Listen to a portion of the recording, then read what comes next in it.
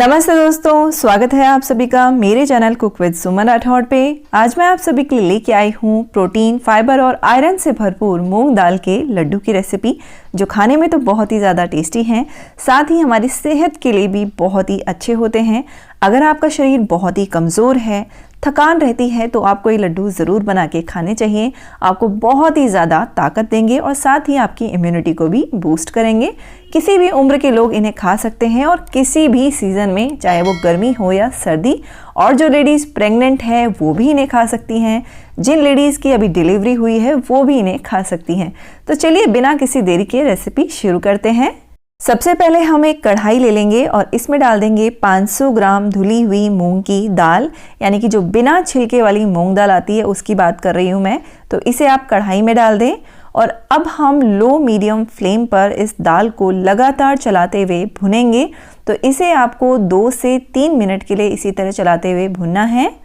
3 minute बाद आप देख सकते हैं दाल का जो कलर है वो डार्क हो गया है, तो ये अच्छे से भुन गई है, इसमें खुशबू आने लगी है। तो अब हम क्या करेंगे, गैस को बंद कर देंगे और इस दाल को एक प्लेट में निकाल करके अच्छे से ठंडा कर लेंगे। दाल ठंडी हो गई है तो एक मिक्सर जार लेंगे और इसके अंदर ये भुनी हुई सारी मूंग दाल डाल देंगे। और अब दाल को हमें पीसना है, तो इसे पीस करके इसका हम आटा बना लेंगे। तो जिस तरीके से हम मोटा आटा रखते हैं हल्का सा लड्डू बनाने के लिए, उसी तरीके से इसे पीसना है, एकदम फाइन पाउडर नहीं बनाना है। तो दाल को मैंने पीस लिया है, इसे मैं आपको पास से दिखाती हूँ।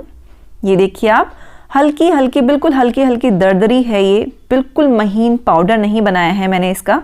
तो इस तरीके से हल्का मोटा रखना है आपको, इसे ज़्यादा बड़े टुकड़े नहीं रखने, पर हल्का मोटा आटा होता है उस तरीके से पीसना है। अब हम कढ़ाई में डालेंगे घी। तो इसके लिए मैंने यहाँ पर 350 ग्राम देसी घी लिया है। इस घी में हम सारे लड्डू बनाएंगे। तो अभी इस घी में से आप थोड़ा घी कढ़ाई में डाल लें। तो लगभग 2 बड़े चमचे मैं इसमें डाल रही हूँ।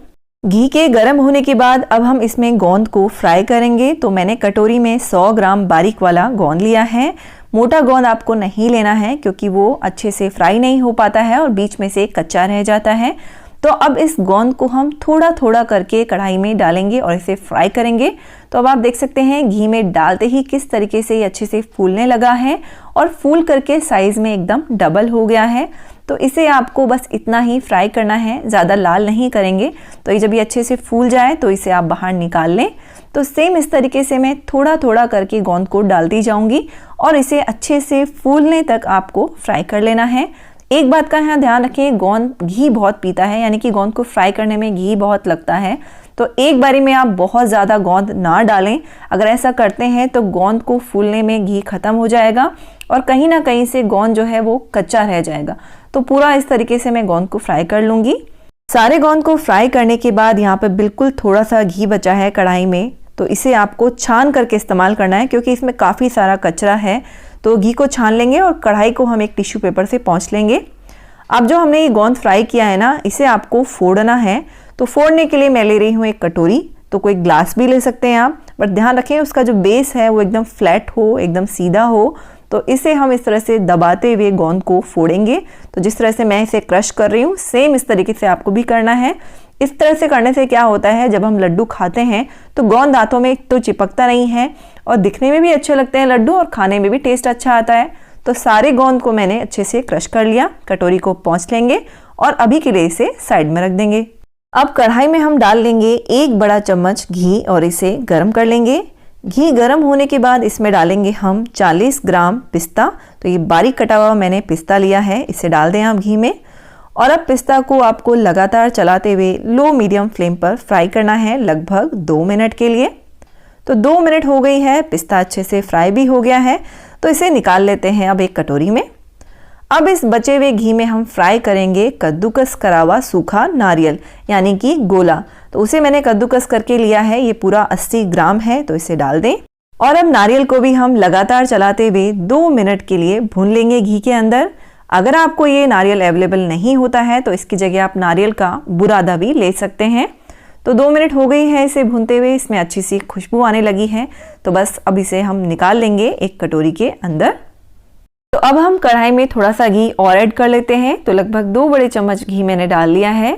अब घी गर्म होने के बाद इसमें मैं डाल रही हूँ बादाम, तो मैंने 80 ग्राम बादाम लिए हैं, ये डाल देंगे। 80 ग्राम ही मैंने काजू लिए हैं, ये भी डाल देंगे। दोनों चीज़ें बराबर हैं। अब इन दोनों को आपको लगातार चलाते हुए भून लेना है घी के अंदर लगभग 2 मिनट के लिए। तो सारी चीज़ों को फ्राई करने से ना एक तो टेस्ट बहुत अच्छा आता है, दूसरा लड्डू भी लंबे समय तक चलते हैं, जल्दी खराब नहीं होते हैं। तो अब इन्हें मैं निकाल रही हूँ एक कटोरी के अंदर। तो देखिए मैंने काजू बादाम को कटोरी में निकाल लिया। अभी ये काफ़ी गर्म है, तो जब ये अच्छे से ठंडे हो जाएं तो इन्हें मोटा मोटा आप मिक्सी में पीस लेना, उसके बाद इन्हें लड्डुओं में ऐड करेंगे। तो अब हम क्या करेंगे, जितना भी घी बचा है ना बोल में, वो सारा घी कढ़ाई में डाल देंगे। बिल्कुल भी घी बचाना नहीं है आपको। घी गर्म होने के बाद इसमें मैं डाल रही हूँ मूंग दाल का आटा, जो हमने पहले पीस के रखा था ना जार में। तो अब इस आटे को आप घी के अंदर अच्छे से मिला लें। तो देख सकते हैं आटे को मैंने अच्छे से मिला दिया घी में। तो अब आपको क्या करना है, इस आटे को लगातार चलाते हुए भुनना है मीडियम फ्लेम पर। मीडियम फ्लेम पे इसे हम तब तक भुनेंगे जब तक इसका जो कलर है वो एकदम लाइट ना हो जाए और ये घी को छोड़ना ना शुरू कर दे। तो 8 से 10 मिनट भुनने के बाद अब आप देख सकते हैं इसका कलर लाइट हो गया है और इसने घी भी रिलीज कर दिया है। तो अब हम गैस को बंद कर देते हैं और अभी आपको रुकना नहीं है, इसे चलाते रहना है क्योंकि कढ़ाई बहुत गर्म है। अगर नहीं चलाएंगे तो नीचे से ज़्यादा पक जाएगा और जलने लगेगा। तो इस तरह से चलाते हुए 1-2 मिनट तक इसे थोड़ा सा ठंडा कर ले। अब देखिए जो गोंद हमने क्रश करके रखा था ना, उसी के ऊपर आपको ये गरम गरम आटा डाल देना है। आटा बिल्कुल ठंडा नहीं होना चाहिए, इस बात का ध्यान रखें, वरना लड्डू बांधने में आपको दिक्कत आएगी बाद में।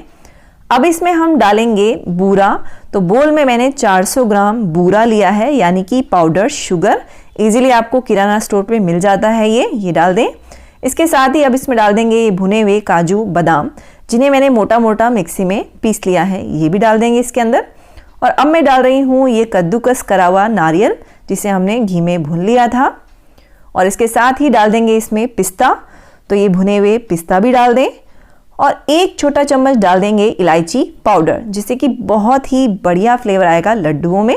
अब इन सारी चीज़ों को आप अच्छे से इसके अंदर मिक्स कर लें।